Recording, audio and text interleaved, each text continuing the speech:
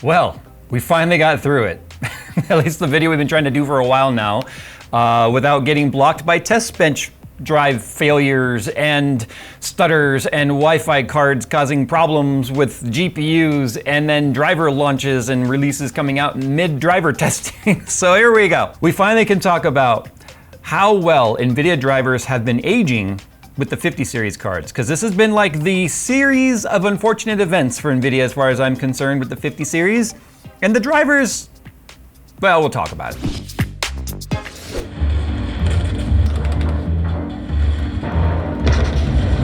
Hey, Day. Day. Day. What? We got work to do. Yeah, I'm playing World of Warships. Yeah. World of Warships is the free-to-play naval strategy game where you command the most iconic and famous warships from World War I and World War II, recreated with stunning detail and accuracy. Build your fleet while participating in various game types while upgrading your ship's arsenal along the way. New players who sign up using my link below will receive an exclusive starter pack to get you up and running quickly by receiving 7 days premium time, 1 million credits, 300 doubloons, and the Tier 5 premium ship, the Exeter.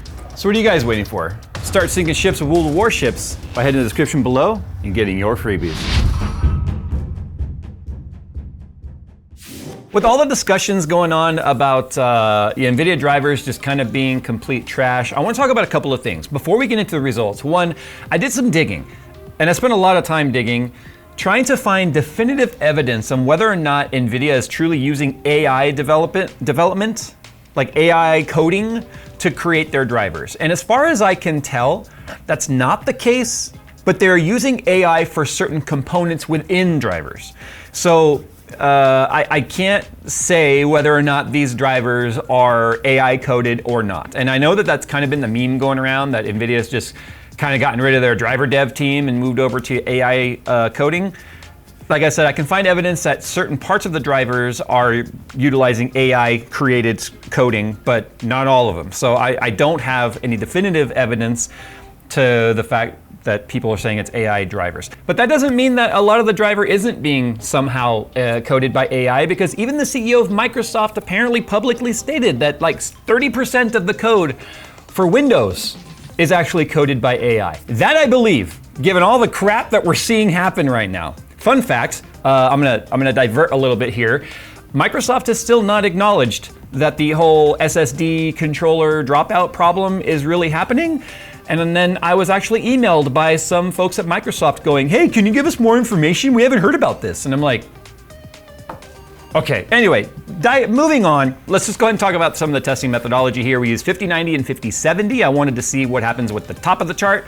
When we compare the launch driver for 5090, which was 572.16, compared to the current driver, which is 581.15 at the time of making this video. It could very well be a different driver by the time this video is live, for all I know, especially considering 2 drivers came out in the middle of this testing once working through all the f***ery we were dealing with the test bench.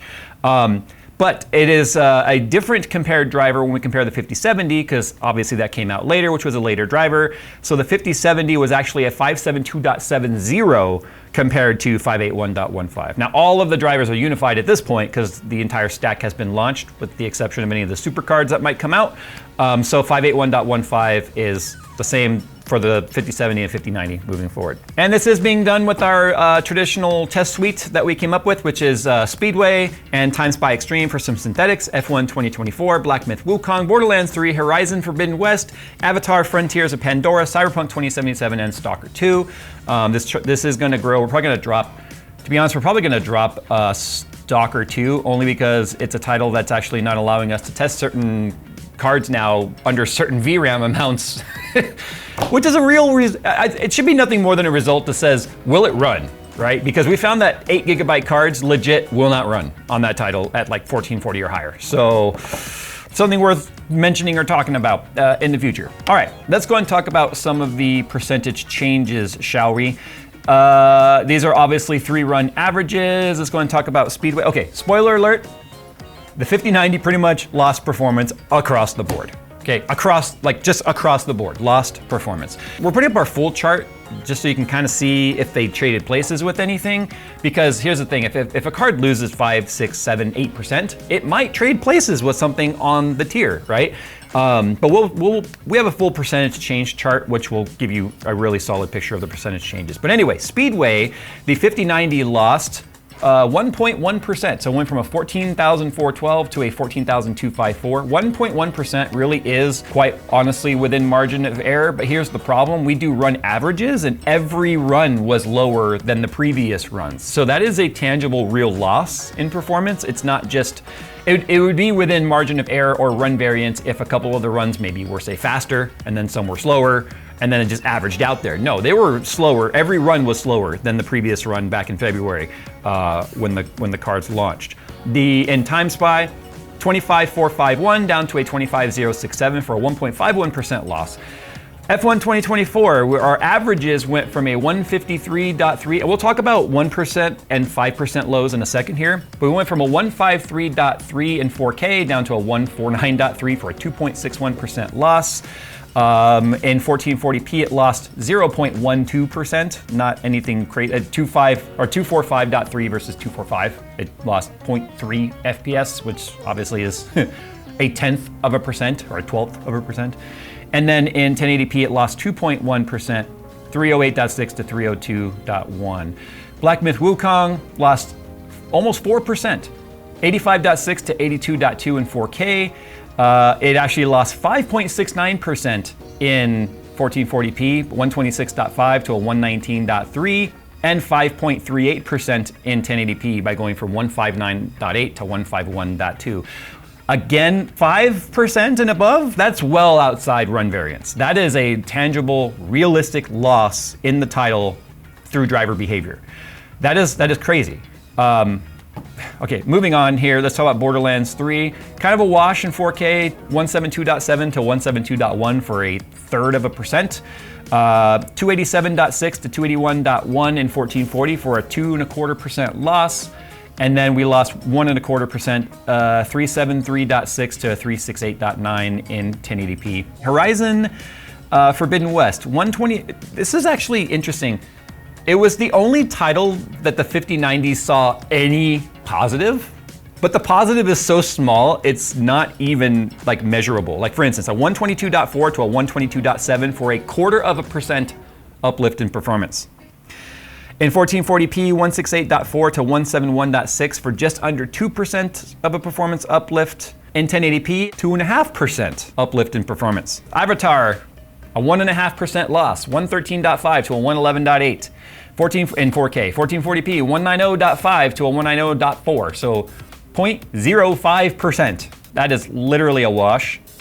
And then in 1080p, 245.8 to a 242.9 for a 1.18% loss.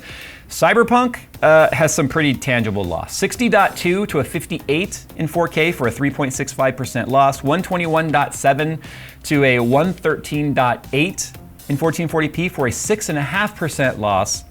And then a 177.4 to a 169.5 in 1080p for a 4.45% loss. And then it gets just as bad in Stalker 2. In 4K, 85 to 81.1 for a 4.59% loss. 122.4 to 116.8 in 1440p for a 4.58% loss, and 143.50 to a 134.50 for a 6.27% loss in 1080p for Stalker 2. When we look at the percentage chart here though, you can see those numbers represented. Now obviously the three numbers for Speedway and Time Spy are all the same because there's only one resolution those run at, so they're not resolution differences.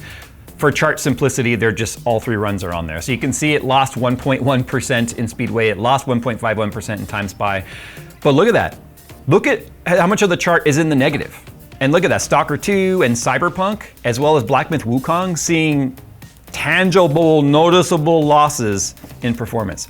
Only in Horizon Zero Dawn did it even bump into the positive, and it barely did at all. 5070 is a different story though. Let me explain.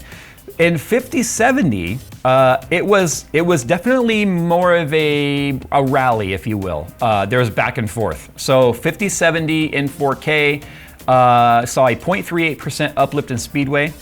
It saw a 0.59% loss in Time Spy Extreme. Now when we talk about a 0.5% and a 0.38% uplift or a 0.5% loss, these are complete washes. You're not going to notice that performance change, right?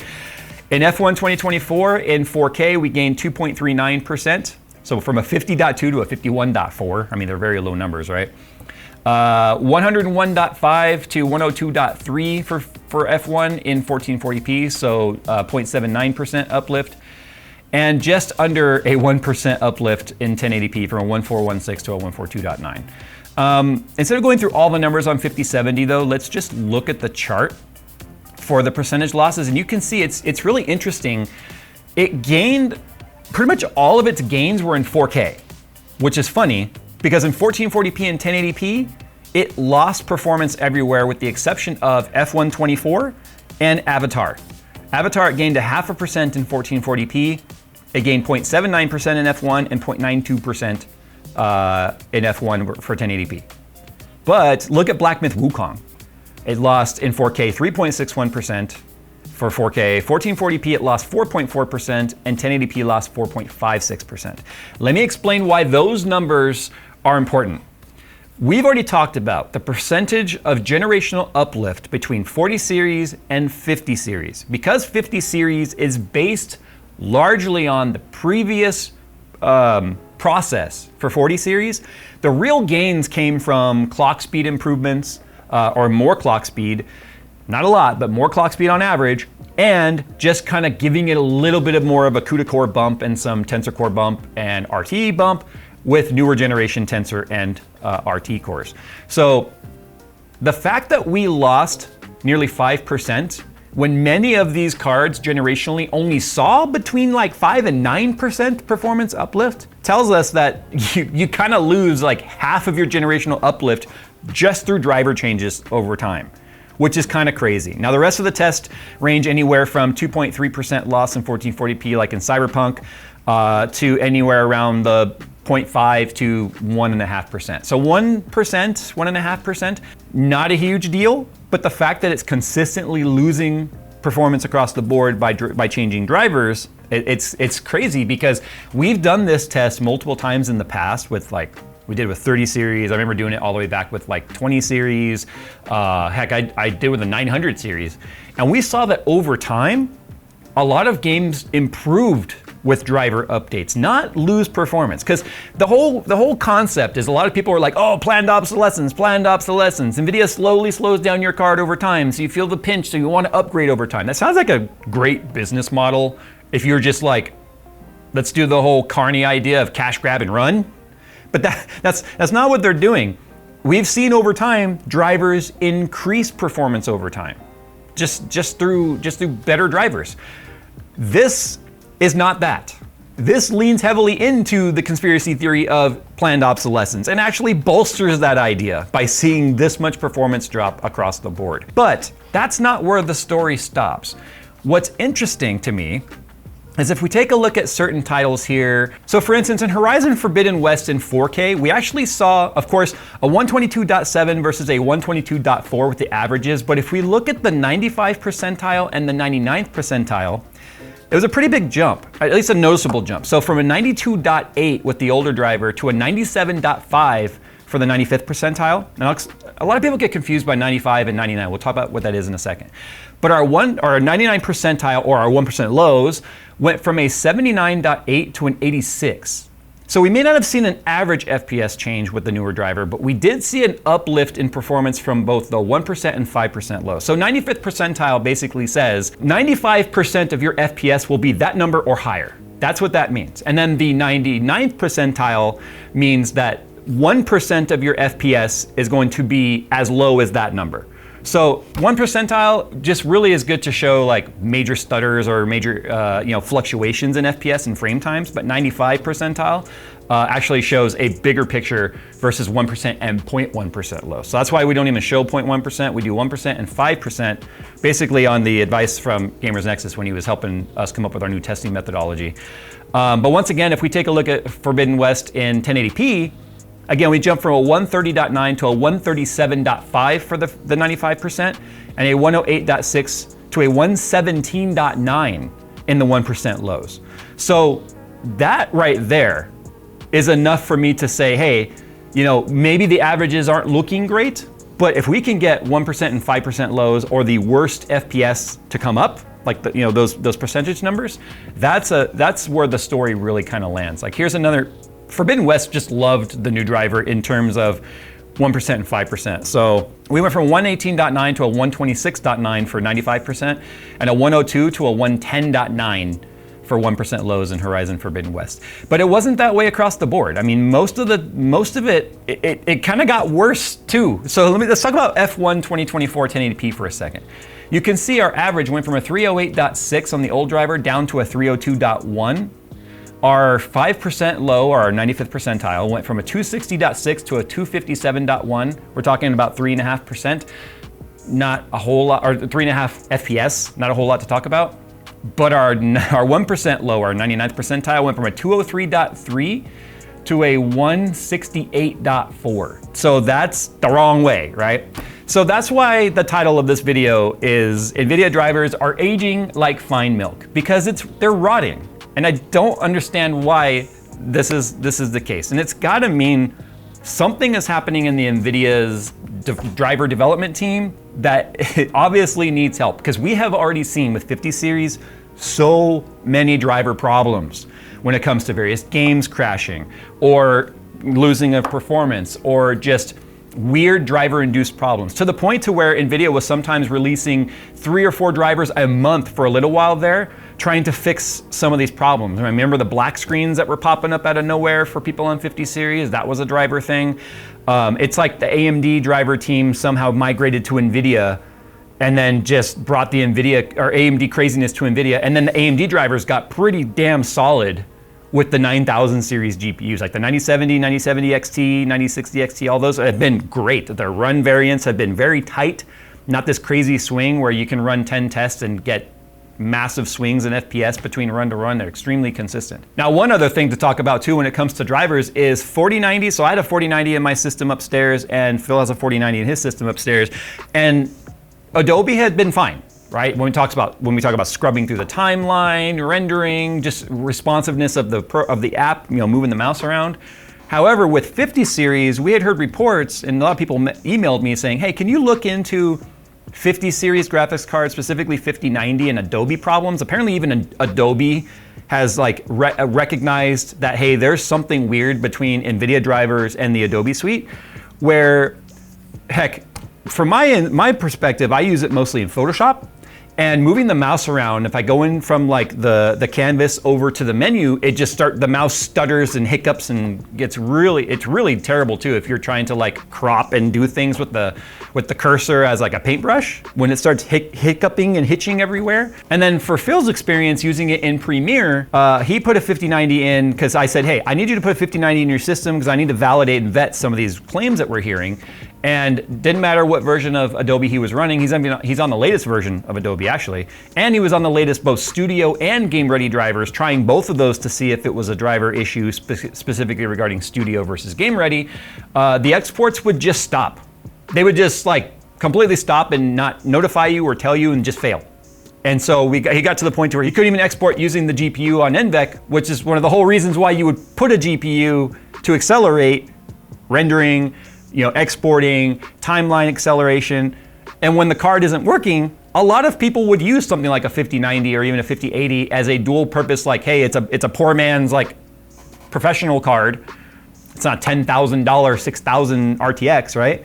But it's a more affordable option for putting it in a workstation. And if that's what you can expect out of it, and I've tried several drivers since then. I still have the 5090 in my system upstairs. Phil obviously had to go revert back to a 4090 because literally was blocking his ability to export videos.